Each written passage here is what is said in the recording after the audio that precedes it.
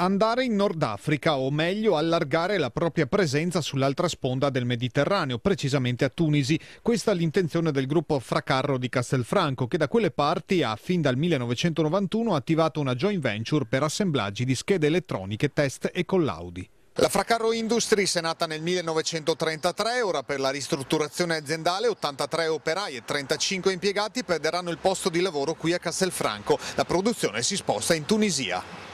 Qui resteranno 145 dipendenti, ma i sindacati sperano di salvare qualche posto in più e di utilizzare appieno tutti gli ammortizzatori sociali. Oltre alla sede centrale e alla Elite, azienda controllata di Tunisi, la Fracarro ha sedi in Francia, Spagna, Portogallo e Inghilterra, una ditta specializzata negli avvisatori ottici acustici con base a Casale sul Sile e una società dedicata ai progetti ingegneristici operante a Milano.